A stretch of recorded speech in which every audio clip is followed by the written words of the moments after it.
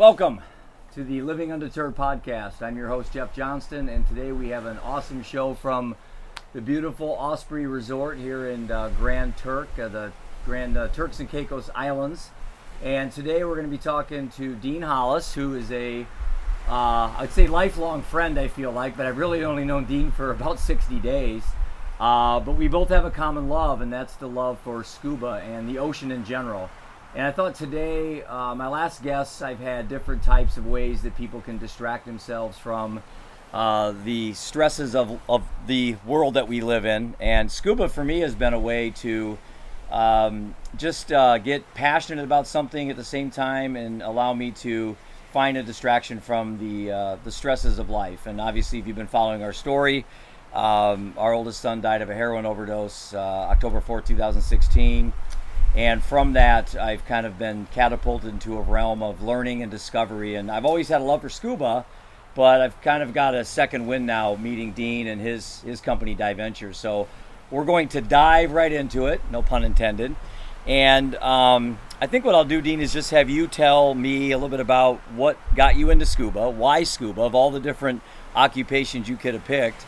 And we'll just kind of navigate through the difference between a passionate scuba diver and then actually being a business owner in the scuba industry. Maybe talk about some of the parallels there. And then I'd like to get into about just the ocean in general, conservation efforts, things like that we can talk about. So with that, we're very comfortable here, by the way. This is on Dean's deck here. So tell us a little bit about Dean Hollis. Sure. Well, I grew up in Florida, and that's what got me interested in scuba.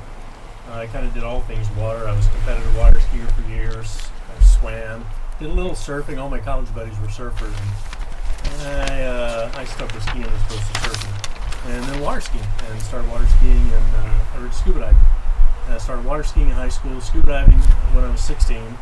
My parents said I couldn't get certified until I was 16 years old. Okay.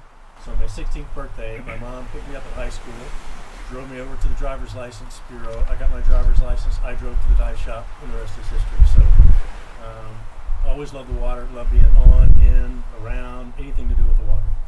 And so I retired from corporate America about 10, 11 years ago. What were you doing before? At that, I worked for Conagra. Okay. Conagra Foods, and spent 22 years there. Okay. And that's what took me to Omaha, Nebraska.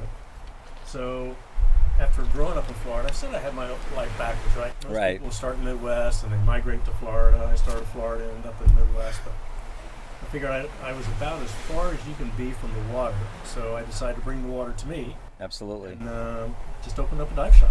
And that was going to be my retirement plan. And I was just going to open up a little dive shop, place for divers to hang out. Right. Give me an excuse to take a couple trips a year. And the more I got into it, the more I saw there was a real business opportunity. So the rest is history. So do you see a lot of people, probably like in this COVID world we live in, looking to do something different? I think of all the sports out there, scuba has got to be the most COVID friendly. My other son golfs, and I always say golf's a very COVID friendly sport. I know there are some hurdles for us to get here. We had to have a COVID test, and actually we're scheduled to have one here in about 30 minutes to get out of the country. Do you see that as an opportunity for some people that are looking to travel, having less people, or is that a barrier to getting places like Grand Turks and places like that? Well, it certainly has been a barrier for the last year. As you've heard this, most of the people on the island say is they haven't had a group here since March. Wow, that's crazy. So it is crazy. And we're the only group that's scheduled to come this year. So yeah. It's had a real detrimental impact to the economy, as you can imagine, and these dive guides that you've come to know and love. So it's been a real impact, a negative impact, obviously, for them. But yeah, we find people want to travel, right? They want to get out. It is a hassle. Some people are worried about it, as they rightfully should be, and are hopeful for a vaccine. But for instance, on this group, as you know, we got 32 people here. Right. And when they announced the COVID requirements to come back in the United States, what was that, almost 3 weeks ago? We had 8 people dropped out. Oh, they did? Just got too nervous. Yeah. And, couldn't afford to be quarantined if they had to. And within 24 hours, we had those 8 spots filled. Wow. So it shows people want to get out, right? Right. They're ready to get out. They're ready to travel, and they want to make sure they're safe. Right. And so that's why, as you know, we go through a lot of precautions to make sure that the people are safe. You have to have the negative COVID test before you come down. As you know, masks everywhere. Right. So whenever you're out of your room or not underwater, you're wearing a mask. Right. And so it's just smart, good common sense. And then COVID test before we go back, a lot of hand sanitizing, a lot of temperature checks. So I think everybody feels really safe and is just really excited to be back under the water. I mean, I look at my situation, and I've been scuba diving for about 21, 22 years, and I took about 10 years off and didn't dive a lot, raising family and stuff. And I'll be very honest with you, what got me into scuba was a girl I was dating. She was a scuba diver, so I thought, well, if I want to go out with her, I might as well learn something fun. So I got into scuba because of her. And then when I got married, my wife got certified, and we ended up diving in Roatan and Bonaire, a lot of places that you guys now go regularly. Right.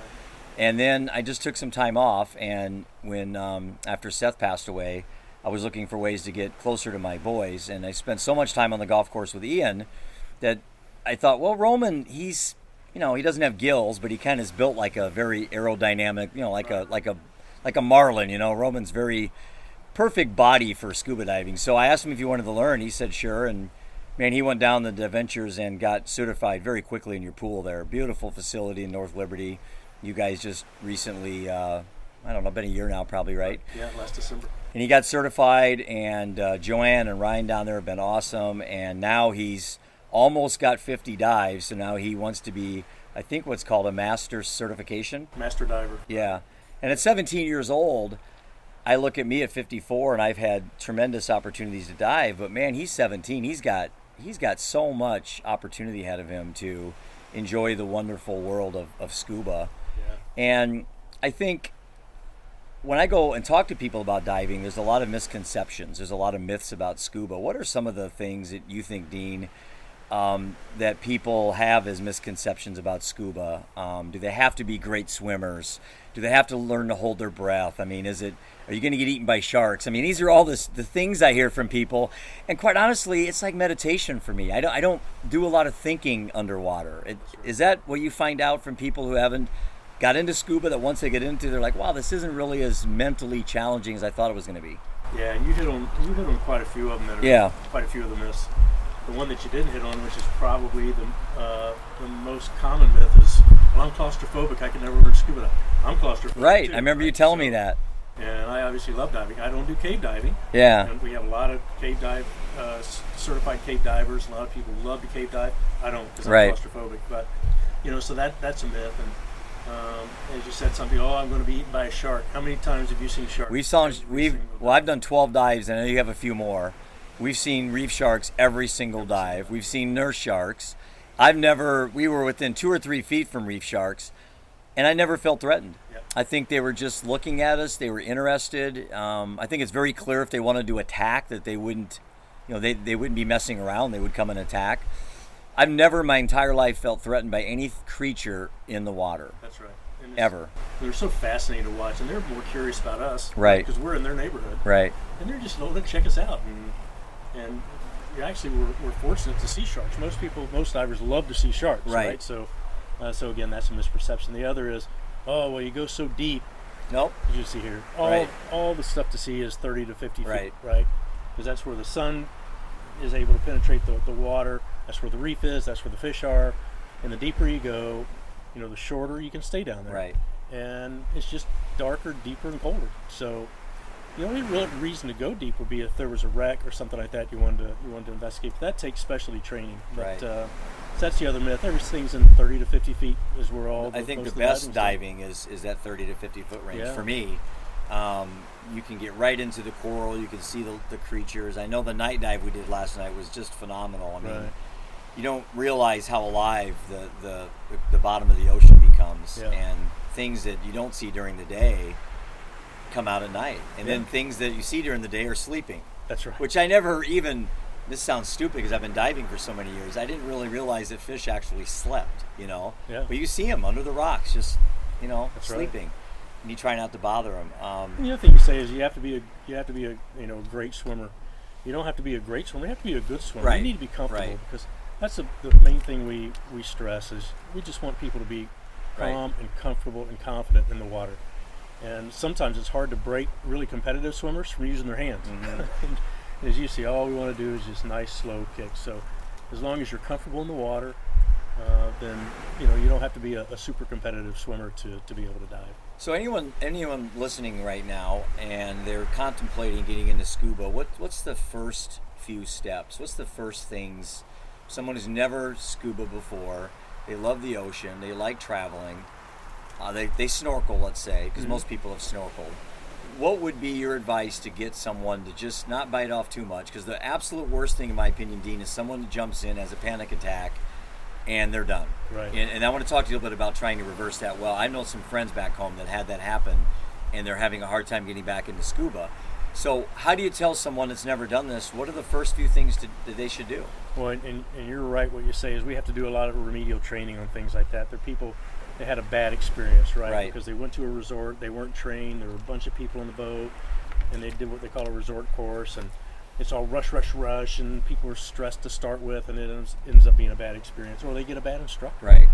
And it's a bad experience for them. So we have to do some of that remedial, damage control, if you will. Most important thing is find a great dive center and find a local one, and how is it great? Just talk to them. Right. And if you feel good, if you feel safe, if you feel confident, if you feel like they have your best interest in mind, then you're onto a good one. Right. But if you go in and it doesn't feel right, that you just don't think the person's really going to be attentive enough or spend time with you, go somewhere else. One thing I've noticed, Dean, that's been great for me working with Diventures is sometimes, like when I'll go to pick up my car and the mechanic will show me my bill and he'll start speaking German to me. I have no idea what he's talking about. I just, where's my car, what's it cost, and does it work?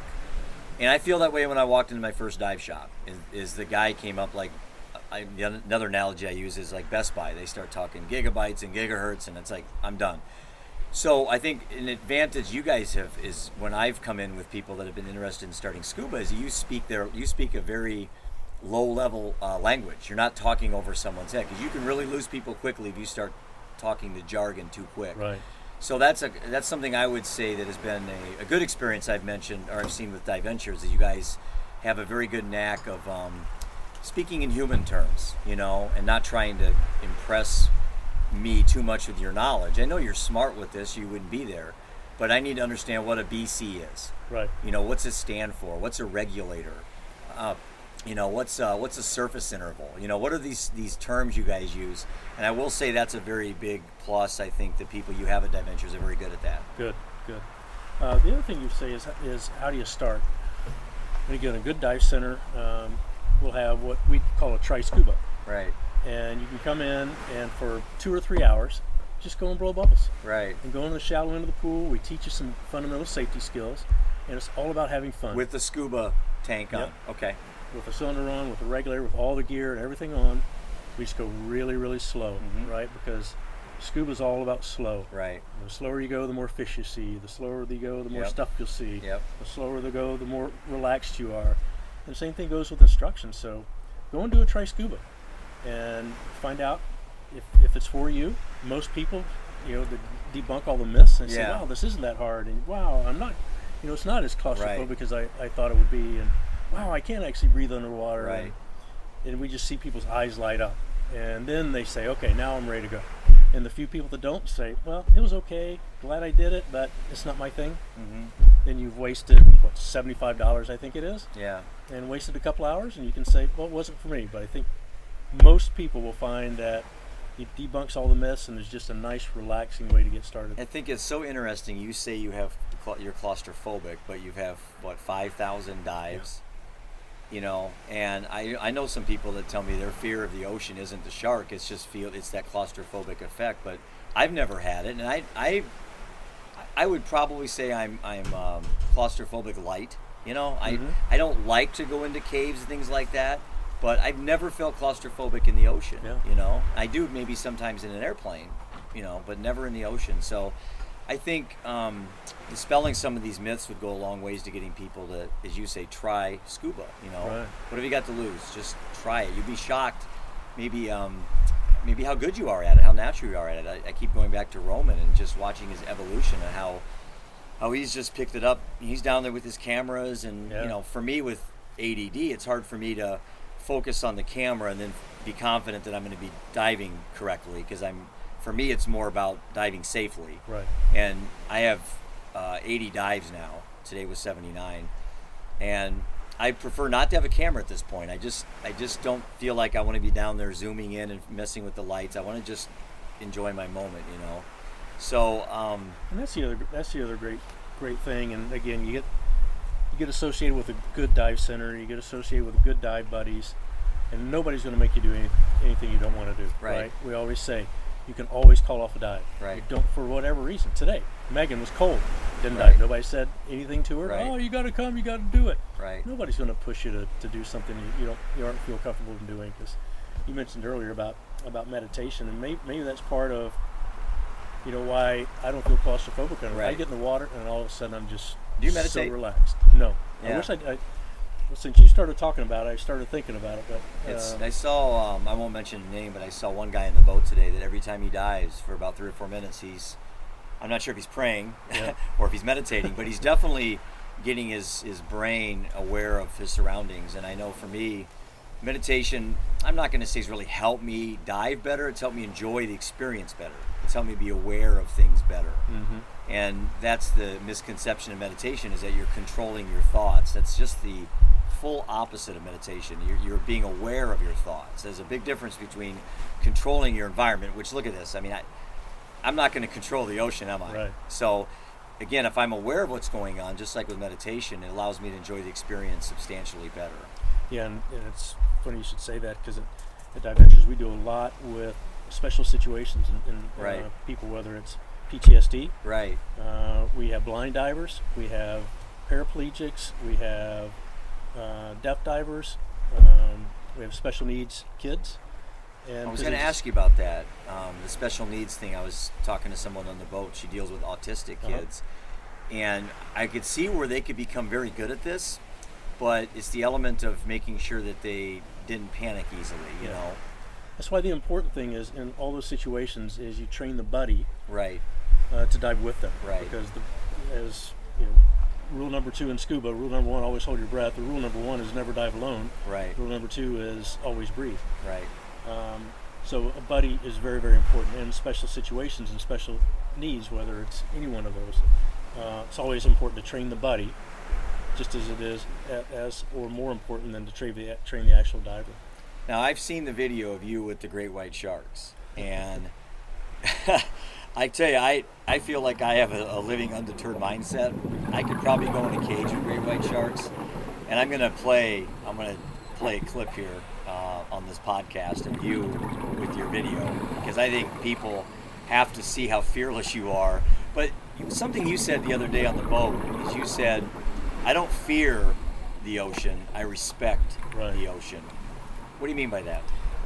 The whole ocean, right? Don't push it. Right. Right? And always be safe and confident. Right. We always, at Diventures, we always say, safety is our number one priority. Right. Fun is our number one goal. Right. They're not mutually exclusive. You can be safe and have fun, but it all starts with safety, right? Right. So you always have to respect it. But great white sharks? Same thing with the animals, right? So you just have to know where their signs are when they're getting agitated.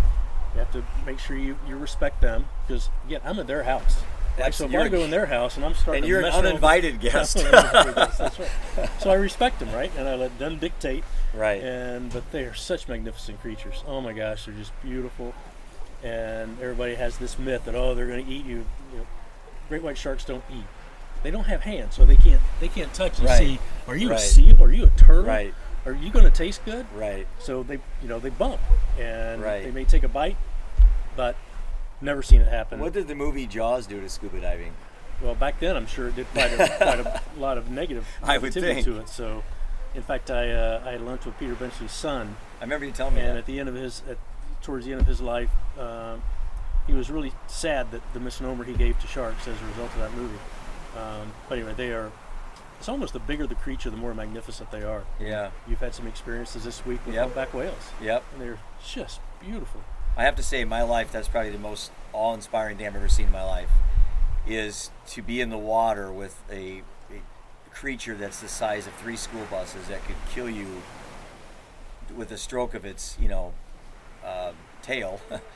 And it has in the past. It's injured divers and stuff. But these things were so uninterested in us. They knew we were there. These are humpbacks, and they're big. And it was just amazing. And I never in my life, even seeing videos of humpbacks and seeing movies, never realized how big they were till you're in the water with one. And you literally got 2 feet or a foot from humpbacks many times. But everyone here was just like, oh my gosh, it's the most incredible thing they've ever seen. And I have to say that's something I want to do again. And the humpbacks here, they're not here all the time, right? They just kind of cruise in. Yeah, And just migrate this time of year. But as you said earlier, it's respecting them. I didn't get within 2 feet of the humpback. it got within The 2 feet humpback of got you. within 2 feet of me, right? That's I'm right. I'm going to respect That's him or right. her and keep my distance. And it's just it's amazing and almost beyond words how vulnerable this big animal will be. You remember when they come in, they roll and they show your underbelly, which is their vulnerable side. Right. It's like when a dog, when you've earned a dog's trust, is Yeah. when they roll over and expose their underbelly to him. Yep. And I look at that and say, here's this massive animal that's showing me his or her vulnerability by just slowly rolling over. Right. Right next to me. How can you not respect that, right? So I told you about the story of the gentleman I met in our last trip in St. Lucia, and that's where I met you, was in St. Lucia. And I was at a surface interval, and there was this older gentleman that was in a group from Boulder, Colorado, and his name was Bing. And I was talking to him, and I found out he was 83 years old. And I asked him, I said, so how many dives, I've actually asked him how long he'd been diving first. And at 83, I figured 50 years, Mm-hmm. He'd been diving since the tender age of 77, and his wife had died of cancer, and he said, screw it, I'm spending my money, I'm going to learn something that gets me off the couch, gets me from just, sitting around, not moving on with my life, Yeah. His grief therapy was scuba diving. So from 77 to 83, he's had 550 dives. And that to me, and I posted that on Facebook, and everybody was commenting how awesome that is. And that to me really encompasses what the living undeterred mindset is about. It's when confronted with trauma or grief or some stressful event that you find some coping mechanism. Some people it's hunting. Some people it's fishing. For me, I want to get into fly fishing. That's something I'm really interested in doing. Mm-hmm. And for others, it's scuba. And for you, that was the pull of the ocean, was scuba diving. And now, you've evolved into this. What I think is just going to be a home run, if not already, is this Diventures. And I like to call it a culture, Dean. I like to call it a family. I don't feel that it's a business, and I know it is because it's your baby. But why don't you tell me a little bit about the transition from being a recreational scuba diver to now being the owner of Diventures? Maybe how the name came about, kind of, did it come from purchasing other dive shops, or was this something you did in your garage, tinkering around with equipment? How'd you come up with this idea of Diventures, which is just an awesome name for your company? Well, we had a long list of names and just narrowed it down and had 4 or 5 of us sit around and say, what do you think? And we each voted. And how many original people were there in the company? Just me. And then I had one other person that we actually were on a mission This was trip. your retirement plan, This right? was my retirement plan. It didn't work out so well. No, that's good. I like it. It worked it. out beautifully, right? Yeah. So, yeah, we were doing mission work in the jungles of Nicaragua, and I was telling him this plan I had, and I just retired from corporate America, and he just sold the second of his 2 companies. And you had been a heavy diver before then. Okay. And he said, so what are you going to do in retirement? And I said, well, think about it. I'm going to open up this little dive shop. He goes, well, I'm a diver. I've always wanted to open up a dive shop. And I figured, well, I've always worked for big companies. And if I needed payroll, I just called HR and said, okay, we got to make sure we get payroll. But he actually wrote the checks. So I said, this may work out okay, because now we got a guy who knows how to open up start a small company. And so that's kind of how it started. And really, what I found, Jeff, was I couldn't find a dive shop in Omaha where, as I said, you go in and you feel welcome, you feel safe, you feel confident. They were just it's almost like they were burned out. Yeah. Right? And that's what happens in a lot of dive Selling shops. product, trying to push product. Most people love diving, so they get to be an instructor, and then they teach their friends and family, and their friends and family say, wow, you ought to open up a dive shop. So they do, and they try to work retail hours, which are long and hard. Right. And they try to teach scuba, and they try to service equipment, and they try to lead trips. And maybe they've got business acumen, maybe they don't, but they're pursuing their passion. Right. And they don't have the resources, either financial or broad resources, to be able to pull it off. And then they get burned out. And then they start treating customers poorly. They kind of run their business into the ground. I see it the same way with the older investment guys. Yeah. They've been in business for a long time. They're not putting any more money in their business because it's an expense. They're not expanding. and they slowly just fade away. That's right. And they get burned out. Right. And they lose their passion. They got Right. into it because they love diving, Right. and now they just have to completely walk away from it. So you were talking about the transition to be a business owner, and I guess one thing that's always interested me is how do you take something like this? Obviously, you have to make a profit, and not be too dependent on one aspect of the business. So I think what's been attractive to Diventures is you guys have diversified. So to the point where I just assume that the travel has been a very, profitable part of your business. You told me it's a great way to introduce people to the love of scuba, but ultimately the store selling the product and stuff is really where you guys are going to, probably from a business owner's perspective, be the most profitable, because the travel part of it probably is not a big money maker, I would assume, for you guys. Yeah. Yeah, that's you're right, Jeff. But it's what gets people here that ultimately will come to your store and become good clients, be lifelong clients, you guys. Yeah, well, that's why people dive, right? Right. It's not like a drive. It's not like you do it and you're done. Right. You check the box. Right. It's that like we were talking earlier about getting a driver's license. That's the beginning of the journey, not the end of it. Right. And that's the one thing I learned the more I got into it. Is again, I got into it thinking, well, I'll take a couple of trips a year, maybe I'll sell some equipment. But as I was doing my due diligence and discovery, I learned there was also a real opportunity in learn to swim. Right. And so we have 5 components to our business model. Learn to swim. So we start at baby and me. Right. So at 3 months old. Oh, really? We drown prevention, teach Awesome. kids how to be safe around the Awesome. water, all the way up to stroke clinics. We do triathlon training. So it runs the gamut of swim. We teach scuba. So I didn't even know that about you guys. I didn't know you did the triathlon training. I knew you did swimming lessons, but I didn't know you had the infant or the baby lessons, which is great because drown prevention is huge. That's right. How many kids fall into pools and drown every year? 10 people a day on average will die from drowning. About half of those are kids. Wow. Wow, that's crazy. I didn't know that. We'll kind of get to our vision here and our mission in a minute, but that's really important. Wow. Why is that? How can we accept that? And right? swimming's so Why should easy. we tolerate that? Yeah, it's not a hard thing to learn. It's not. Right. So swimming, we talk about scuba. So Right. we do a tri-scuba, we do scuba rangers. Then you can get to be a junior open water diver at age 10. Okay. And so we do all ages, runs the gamut of open water dives. So scuba, we teach snorkeling, and then we do advanced technical diving as well. Mm-hmm. We help support all the local water rescue teams. So a lot of specialty divings within scuba. So scuba training. We do equipment sales, we do equipment service, we rent, and then travel. Right. So you're right, we've really taken it and broadened it out, and we kind of say we're everything water, right? So all of our facilities are one-stop shop. We have our own indoor pools, so you come in and do everything right there. You can, our classrooms, so you can learn the classroom portion, learn the pool portion, do the equipment, do the travel, everything. We take care of all of it. I think back in the day when I got certified, it's like, I'm in Iowa, so it's like you're in Nebraska, so the farm ponds aren't any clearer in Nebraska than they are Iowa. So you're just like, you get all this stuff, you get certified, you get all your gear, and you're like, okay, now what do I do?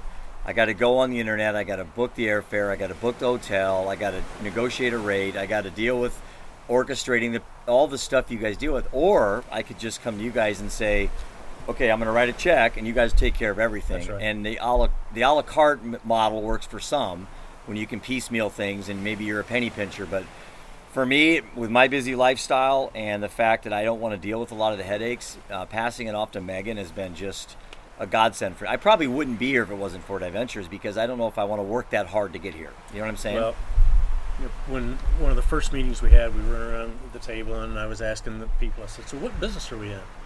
And the person that was running our swim program said, well, we're in the swim business because our biggest revenue is learn to swim. And I said, yeah, we are in the swim business. Right. And the scuba person would say, we're in the scuba business because that was the original vision. I said, well, you're right. Right. The equipment retail person say, we're in retail because scuba's an equipment intensive sport and you need equipment to breathe underwater. I said, you're right. And Megan, of course, said, we're in the travel business because that's why people get certified to travel somewhere and dive. And I said, you're right, but you're all right. But the business we're in the relationship business. Right. It's all about a relationship. Right. And you think about a young mom or young dad who wants to teach their child to be safe around water. Mm-hmm. And so when they come and they hand their child to a swim teacher, they're trusting the most precious person in their life Right. to the swimmer, Right. to the swim teacher, right? Right. That's establishing a relationship. A Right. relationship built on trust, right? Right. And people come in and learn to dive and learn to breathe underwater, which is not natural. Right. They're trusting us. Right. And to come travel, like, you bring Roman, and you pay money Yep. that you worked hard. Yep. You're taking time off, Yep. and you're trusting us that you're Right. going to have a great experience. That's a relationship. Every relationship's built on trust. Right. That's the business we're in. We're in the relationship business, which is all about trust. Like you say, we say the customer's always first. We will do everything we can and will do to take care of the customer. So I look at my experiences on the boats and how helpful everyone is with each other. Masks being clean for each other, zipping each other up. But ultimately, you're always responsible for your own gear. So I think for Roman, one thing I've learned is that if I give Roman advice, it's coming from Dad. And you know how that works. You have Yep. 5 kids, right? Dad's, I'll listen to Jeff, but I won't listen to Dad. Well, it's the same way with me. Roman will listen to you, but if it comes from me, he won't. And so I've kind of just left him alone on the boat. Let him flounder, pardon the pun there, but let him kind of figure out his own deal. And you guys have all been on him good, make him accountable. And when he needs a helping hand, he'll go to you guys. And I just think the teamwork aspect of diving increases the safety element, and I think for you guys that is it. For people who've never dove, there's always a what's it called, the dive briefing, you guys call it. So before every dive we have a briefing. Well, you've done 5,000 dives, you've heard 5,000 briefings, but you're the most attentive one in every briefing. Explain why that's important, I guess, for the average person that's on the boat all stressed out trying to get, how important it is to listen to your leader, the dive leader on that trip or that dive. How important is that to be respectful, I guess, is the main thing. But also just, are there any little quirks down there we need to be aware of? Is there a swim through? Anything we need to be aware of? We talked earlier about safety is the number one priority. Absolutely. Fun is the number one goal. That's what a dive briefing is. Right. That's why you start every dive with a dive briefing. Right. Safety and fun. Right. Safety and fun. Right. Safety and fun. Then you go over the safety elements of the dive to make sure everybody has the most safe dive possible. Then they talk about the fun, right? So cover the safety, here's what we're going to see. And they go through the hand signals, they go through, okay, look here for this and look here for that. And so it's all about safety and fun. That's why people dive. They want to see the beautiful fish, the beautiful coral. They want to relax, they want to have an enjoyable time, but it's got to be safe. How about from a cost standpoint? Is it a cost prohibitive type lifestyle career? I know people have always said that about my son's golf, that we've jumped in airplanes and flown to California and entered these tournaments, and it's a barrier for a lot of really good golfers that can't get into these tournaments. We've actually raised money through the ACE Foundation, through the American Junior Golf Association, to help underprivileged children in inner cities, things like that want to get into the love of golf, but the cost, just hitting a bucket of balls can be $15. Yeah. I mean, a lot of kids can't afford that. What would you say to the mom or dad that's on a tight budget that says, I wish I could be Jeff Johnston and come here and enjoy these things, but we just don't have the access to the means to do these things, but I don't want to just miss out on the opportunity to get my kids into diving. Yeah. Well, it is an equipment-intensive sport. Yeah. You can't breathe underwater without equipment. Right. So Right.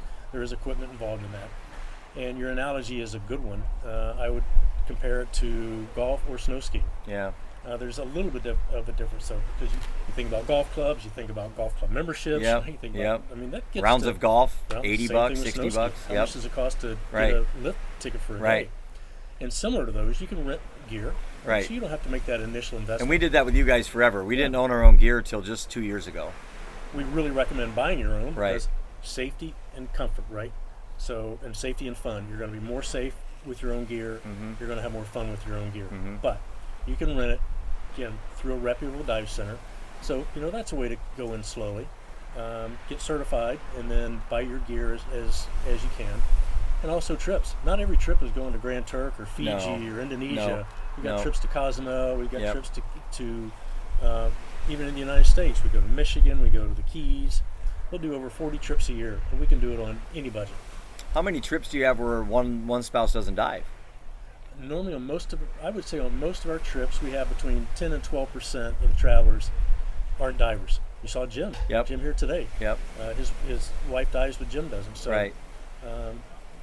So maybe 20 or 30%. So that's not a reason why someone shouldn't get into No. diving. Well, my wife doesn't dive, so I can't dive. It's like, I'm sure most wives would love to be here. We go Most to beautiful husbands would places, too. Yeah, we go to beautiful places. So. Yeah, you do, and you go to places I probably wouldn't go to, and especially with COVID right now, I feel terrible for this island. I mean, I just happened to just walk around, and we went to the museum the other day here at the island of Grand Turk, and all the history here, and it's heart-wrenching to see all the shops closed down, and it's like I feel like I'm doing like my global duty to help the world by coming here. Even though I'm spending American dollars, we're doing things that quote tourists do.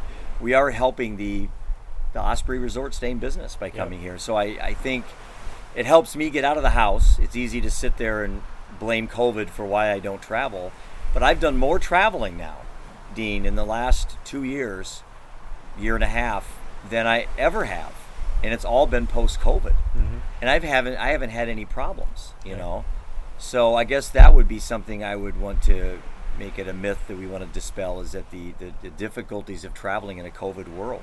We need to get used to this. That's right. And again, we could accommodate that. There's some countries that are open, some aren't. Some have different regulations, some don't. Again, we do domestic dive Right. trips. We do international dive trips, and we've got a staff dedicated to all they do is follow up on COVID. Right. And just understand what the protocols are, where the safe spots are, and what we need to do to make sure safe and fun.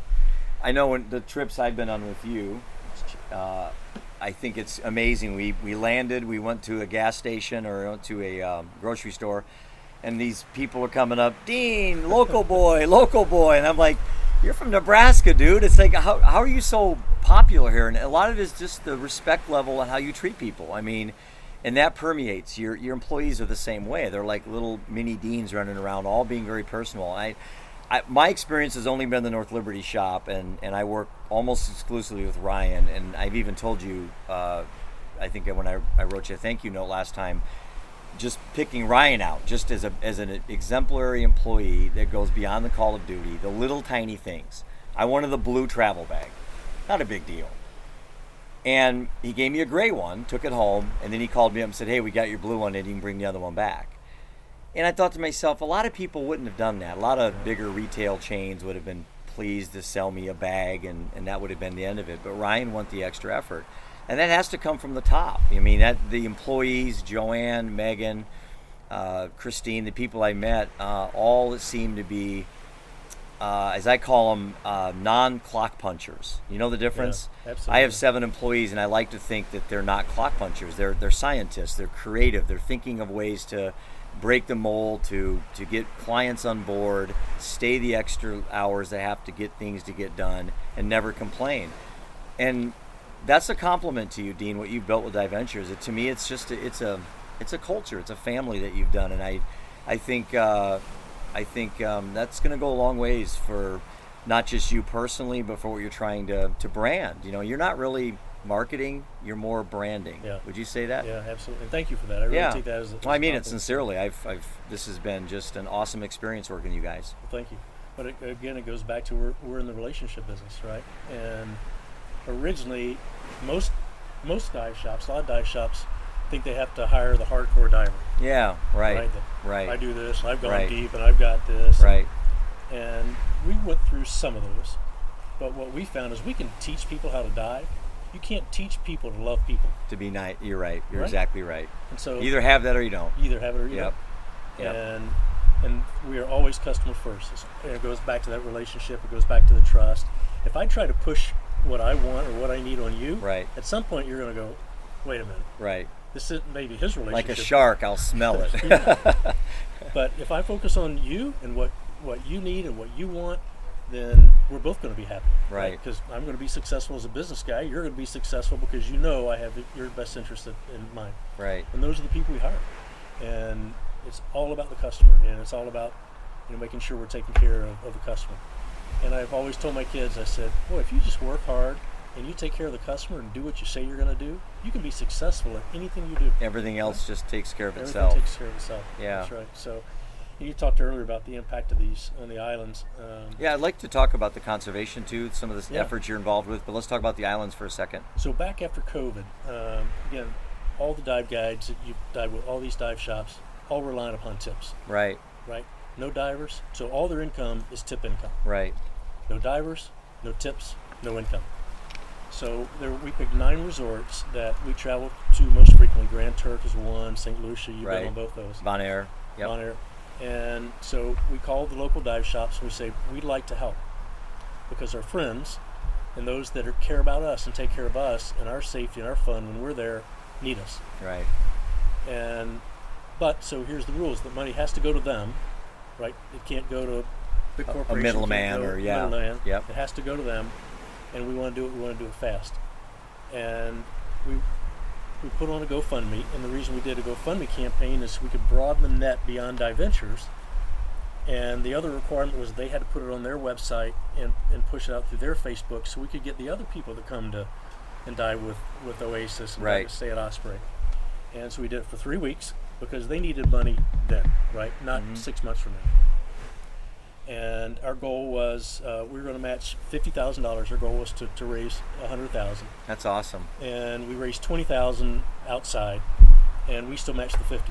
So we still gave our 50 and the 20,000. We took that 70,000 and spread it out among all these 9 locations. And That's phenomenal. I mean, really I didn't know that impacted till lives. this moment. Really I did not know impacted that. lives. So we went to St. Lucia, and we got on the island. There's probably 12, 16 people with the dive shop. Every single one of them came up to me, took me away from the group, and said, I can't tell you how appreciative I am of what Diventures did. Right. And they say it changed our lives. Mm-hmm. And so at the end, they got us all together, and they gave us a shirt, gave us a plaque, and they gave a little speech, and they said, you know, if it wasn't for Diventures, we don't know what we would have done. Right. And so I was talking to some of these guys. So what did you do during COVID? And there, 3 or 4 of them said, well, I farmed. Yeah. I said, I know you were a farmer. Yeah. Well, I'm not. Then why were you a farmer? I That's had the to. only way I could feed my family. Yeah. And they said, you have no idea, when we heard what Diventures was doing with this GoFundMe campaign, you have no idea what it saved us. Yeah. So and again, That's gotta make it feel pretty good. It makes Yeah. makes me feel good. It makes our customers feel great who are a part of that. Right. And like you see today, the impact you have on these people's lives, Mm-hmm. it's pretty powerful. Yeah, it is. And so that's why when Diventures originally started, it evolved from I was just going to open up this little dive shop, and then I said, well, there's a business opportunity here. We need to change this industry. Right. And take it from being, you know, a lot of people that are burned out to what you see is people Right. that care about people, right? And then we started seeing some of the lives we can impact. We impacted your life. Right? Yeah, And you and absolutely. Roman. Absolutely. And people you see on this trip, so we're impacting customers' lives, we're impacting families' lives, because we're committed to stop that 10 drownings a day. Right. And that impacts people's lives, right? And the impact, the lives we have Just impacting stopping these one. resorts. That's Just right. stopping one. That's Get it to exactly 9. It sounds terrible, but if Yeah. it's 10 a day, get That's it to exactly 9. right. Yeah. So we kind of went from we want to change the industry to where we're saying we want to change the world and impact lives Yeah. through the power of water. Right. And earlier you'd mentioned about people don't want to be clock tickers, Right. punchers. Yeah. Everybody that works at Diventures has a passion for the water.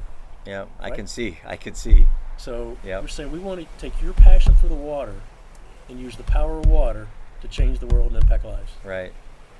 So what's your, as we wrap up the show, it's been a close to a fast hour. In regards to the ocean, what are some of your conservation activities, or what organizations do you think, if someone can't dive for whatever reason, they don't want to or they just can't, don't have the money, but they want to give to the causes of these beautiful islands and these absolutely gorgeous people, I mean, inside, just I've had some of the best conversations with some strangers on these islands that just have been awesome, you know, authentic, you know, not pretentious, just people that love their culture. Manu, right? The guy who did our tour in St. Lucia, he was so proud of the plantation there. Yeah. I mean, and this guy, I don't know what he makes, but it didn't matter. He wasn't doing it for the money. An hour tour of the plantation, and this guy acted like he was getting paid $1 million. It was unbelievable. So what are some of the ocean conservation efforts people could donate to that you are pulled to? Yeah, they're almost limitless, and I would say find what you have a passion for, and apply it. We call it passion with a purpose. Yep, I remember you saying that. Yep. So some that we're involved in, we support the local ones, right? So the Henry Dorley Omaha Zoo and Aquarium, we're big sponsors of them behind conservation and their education program. Yeah. The Nature Conservancy, one of the best premier worldwide conservancy organizations. We support Sea Corps, so we support shark research, turtle research. So there's so many places people can get involved. Yeah, There's coral reef coalitions and things like that. That's exactly right. So I think of it as kind of 3 stages, right? It's awareness, it's education, and it's conservation. Because people aren't going to conserve something until they're educated about it. Absolutely. They're going to be educated about it until Absolutely. they're aware of it. So we're just trying to make people aware of the importance that everybody can have, the importance of conservation, and the impact they can have, and then educate them, and then find a way and encourage them to get involved. Right. Like in the Midwest, there's more tributaries in Nebraska than any other state. Right. So if somebody in the middle of Nebraska throws a plastic straw out the window, it's going to end up in the tributary. Tributary's going to end up in the river. River's going to end up in the ocean. You're going to have a negative impact to that water. Almost every dive, somebody comes off from the bottom. I had a tin can I brought up. Roman brought a bottle up. One piece, and I feel like I'm saving the ocean. Yeah. You know, and it's just an odd feeling that you like.